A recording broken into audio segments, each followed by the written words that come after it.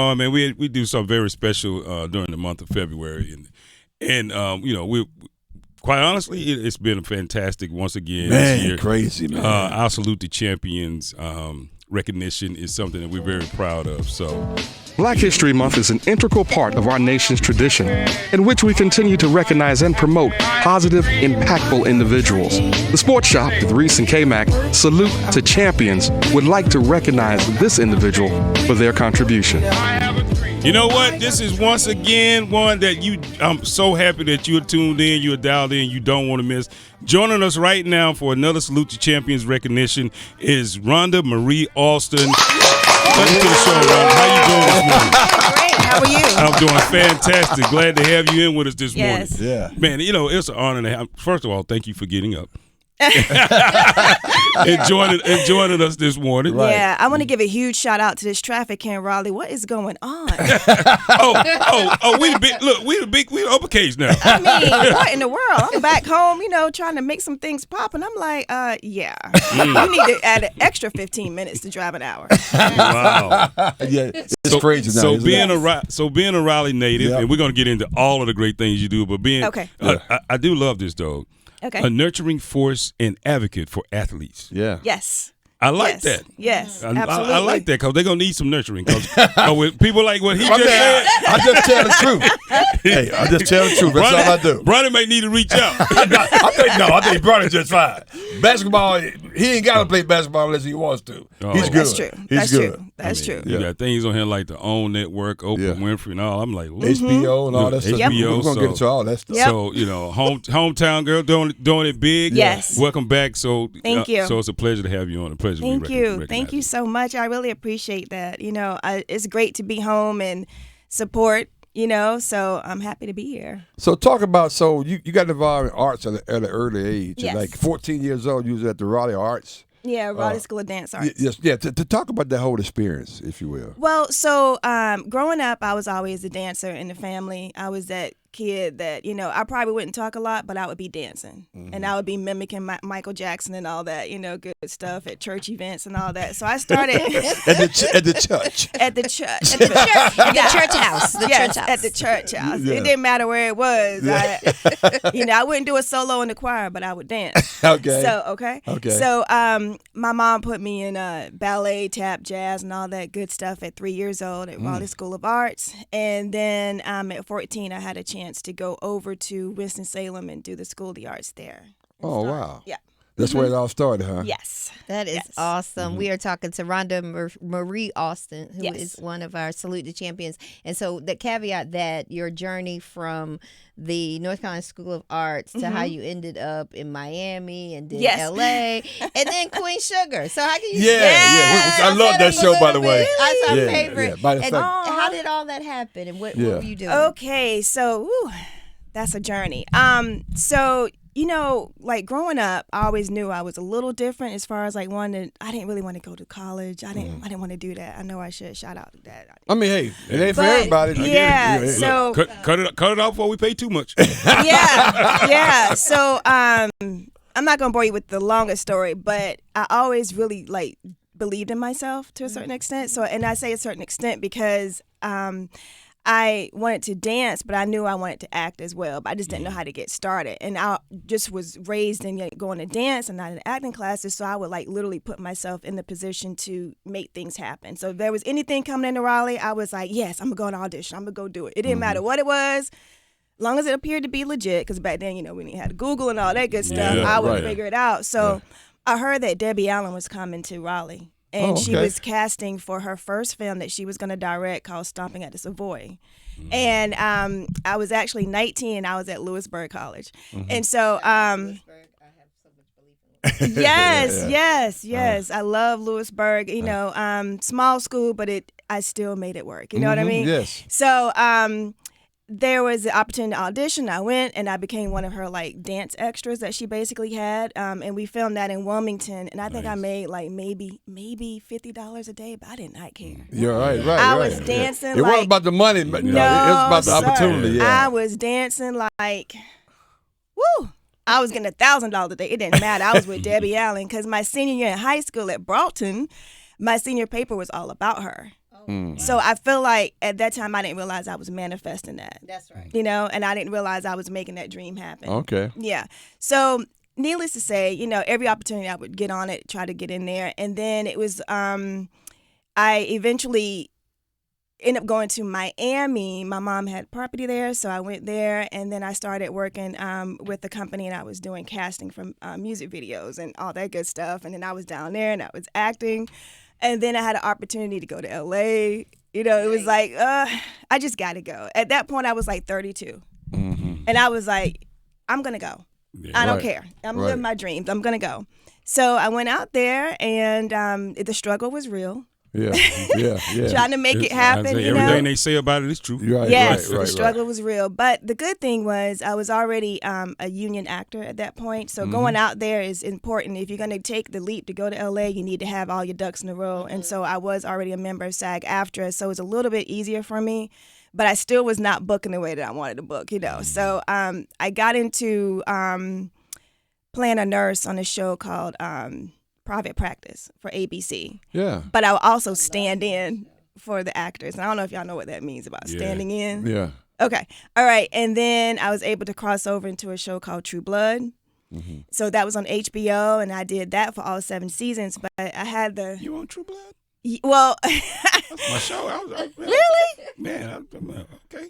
So my Think about journey's that. a little different for True Blood. I finally made it on camera the 7th season, like one of the last scenes, but they ended up cutting it. Did they pay you? Look, hold on. I got paid. So let's leave with and continue to. I was on True Blood. I was on True Blood. Yes. And I got paid. Yes, and yes, and I got that credit. Yes, Right. yes, Good for yes. you. Which matters, by the way. Yes, it does matter, Yes, but the blessing in working on that show is I had the opportunity to work with a young lady named Retina Wesley. So she played Tara, Yes. and you know, she's like one of my best friends to this day. So jump to. Okay, I'm going to just jump to it. Whenever she got the call to do Queen Sugar, Yeah. and at that point I was like, I'm not doing any more stand-in work. That's not my ministry. You know, I've been there, done that. Yeah. You know, I learned a lot. But then she said, okay, well, I really wanted you to come. We're going to film in New Orleans. And I was like, New Orleans. Yeah. Okay. And then she was like, yeah, well, Ava. And I said, Ava who? She said, Ava DuVernay. I said, uh-huh. And she said, and Oprah. And I was like, say what? And I was like, wait a minute now. You know, let's work out a deal. And I was starting to migrate back to the East Coast. I was in Georgia a lot, still going to LA, working, doing commercials and all that good stuff. So I was working. And I said, man, I guess I could do it, but I don't know. She was like, Rhonda, look, I really want you to be there. I'm going to be one of the lead actors. It's going to be a great show. And then when I realized it was about African-American culture, something we didn't really do, True Blood, and then the history and the backstory and filming in Louisiana. And I come from a farming family, so I was like, I got to do this show. So I made it happen, and we got down there, and I ended up working all 7 seasons of Queen Sugar in New Orleans, and I was standing in. I was doing everything I could to be a part of that production. Very Once nice. again, at the end, I got on there, but you know. There you go. There's nothing wrong with that. There's nothing wrong with that, though. It's all about the grind. That's what it's all about. Yes. It's Yes, staying in the game. indeed. Yes. We're talking to one of our 2024 Salute to Champions recipients, Rhonda Marie Alston, actress, dancer, producer, philanthropist, author. You do it all. I see. Yep. Not the author part, but you know, maybe one day. She thought about it. She said, I hadn't thought about that. Let me think about that. So understanding that story, understanding that journey, a lot of people that may be listening, they may say, yeah, you know, the acting thing is great. What's probably been the one thing that kind of jumped out to you the most is the most surprising about your journey?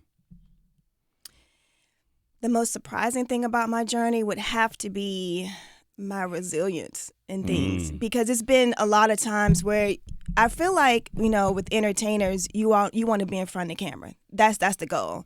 You know, when young people look at TV, I want to be on TV. I want to do this, I want to do that.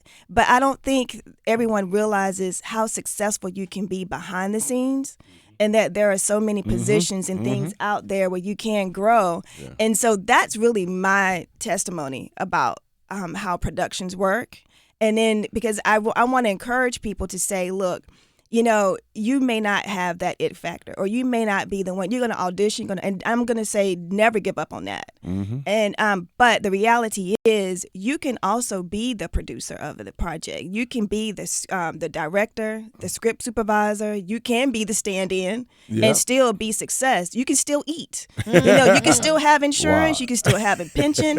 I mean, it's a lot out there. And I used to be really shy about being the girl that literally auditioned for the role that I had to walk in that same production and stand in for the girl who got the part. But then I realized, I was like, but Rhonda, you're here. And there are so many people that can't even get there, and they'll give up. And I'm like, I'm never going to give up on that. So what is it anything you probably learned from that process, not getting the role, but being the stand-in and watching the person that did get the role? Yes. Every time that happened to me, I learned something new. I see why they made that decision in their audition. I also learned that some people are just really good auditioners. I don't know if that's a word. Yes. You know, because then once that light, when that light comes on, they change, don't they? They freeze up. And I'll be there like, Just coming up. But because I had so much experience being on set, and I know how it is to get to a mark, and you know, it was just like magic, you know. And I was that girl on Queen Sugar who could.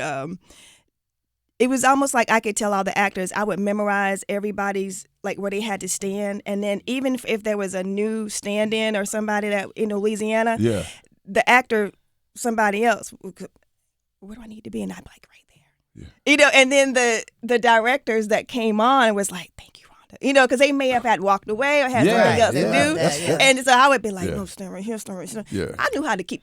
You got to find your sweet spot and take advantage of that. And that's what you did, though. So that's awesome. That's absolutely awesome. You're amazing. We're talking to Rhonda Marie Alston. She is our Salute the Champion, one of our award winners. And one thing that I love to talk about beyond the court or beyond the field, depending on what the sport is.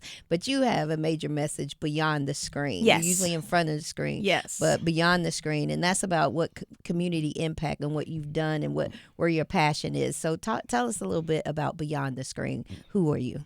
Beyond the screen, I am a best friend, auntie, mom. I am a huge philanthropist. I love working in the community and doing things to give back. So that's definitely one of my journeys. And working on Queen Sugar and working on some other productions, I was able to start their give back program. So what I would do is any additional food or things that we could give away that was packaged, I would help that production find places to give it away. Or when we go on hiatus, we would have so much leftover from craft services and all that good stuff. So I'd be like, okay, let's go find a shelter or you know, a university or kids that need that, because there's so many kids that would need it. And so that's who I am. Wow. You know, that's fantastic. That's fantastic. Man, we are rocking and rolling with the 2024 recipient. Unbelievable class, Rhonda Marie Alston. So I asked this question to a lot of recipients. Give me names of a couple of people or that person that kind of you can just call their name and they're primarily responsible for your resiliency and everything you've done in this career. Talk about that and the opportunities that you've been afforded. I would say first I would always, and this is, you know, I'm sure everybody might say this, but definitely my mother, Mary Alice Alston. She is not only a very strong woman, but she's definitely, you know, you have that people that believe in you, but then you have that people that kick you too. Like as far as, you know, if I ever felt like I was like, I don't know what I'm gonna do, and she'd be like, oh, I don't know, but you're gonna have to figure it out. Because you ain't going to keep talking my head off, you know, or I know, I know what you can do. You know, that's a tricky question. I probably should have prepared myself a little bit for that, because there are so many people in my life, even the athletes that I manage, I can't. Talk about that quickly, some of the guys you manage right now, Okay, so I have a company, Goldie Bell LLC. To my knowledge, I'm probably the only minority woman that I can think of that it actually has a sports management company. And I came up with that because, you know, when I was talking about in the transition coming, you know, not like in between, like before I started Queen Sugar, I had the opportunity to work with Dwight Howard and run his foundation. the entire time he was with the Houston Rockets. So Okay. and that was a great experience. And so with that, it helped me with the philanthropy part. And so, having gentlemen like that believe in my vision. Mm-hmm. And then whenever I stopped working with him, I created Goldie Bell. And with Goldie, it's my great-grandmother's first name and my other great-grandmother's middle name. I put them together so I could keep their legacy within me in my heart, because that's who, my ancestors are everything to me. Yeah. So, what I had the opportunity to manage NBA, NFL, WNBA. I always got to make sure I say WNBA players, and the sweet spot is WWE. So that's what I'm saying. To my knowledge, I don't know anyone who does that. Wow. And what I do WWE. with that is I help cultivate their careers when they're starting to transition out of their game or while they're in their game and they want to do TV and film. And so they may be with an agency or a company that does not have an entertainment department. So I help them with their headshots and all that good stuff. That's awesome. It's a lot. Sorry, I can No, head off about that part. but that's a whole lot. Thank you so much. That's Have you seen ours? Yeah. Yeah. Yeah. She said, "Yeah, I've seen it." Yeah. Trust me, I Yeah. got it. So you know what? Just this is the type of story that Yes. we like to highlight. Mm-hmm. We love to highlight. And a lot of people listen to you talk, understanding your journey and how you're going, but then you circle back around to the philanthropy. Then you also, the entrepreneur side of Sure. it, where you're going off. You have your own management company. These are outstanding accolades and accomplishments. But more importantly, I want to thank you for being able to show young women of color that want to be in certain spaces, in different spaces, that it won't be easy, but you could be successful. Just be true to who you are. So Right. thank you Yes. for doing what you do. Yes. Oh, man, thank you again. Man, this is a class. We say it every year, but it's true. Yeah. We got some unbelievable people in this class, and you add into the total, like you said, the entrepreneurship, the philanthropy, and congratulations thus far on your unbelievable career. This is awesome. Can't wait to see you on Wednesday. It's gonna be a lot of fun. Meet some more people just like yourself. Yeah, right. Just like That's right. That's a good point. just like yourself. Yeah. So thank you so much for Yeah. joining us. Yeah. Yes. We appreciate it. Thank you. Thank you.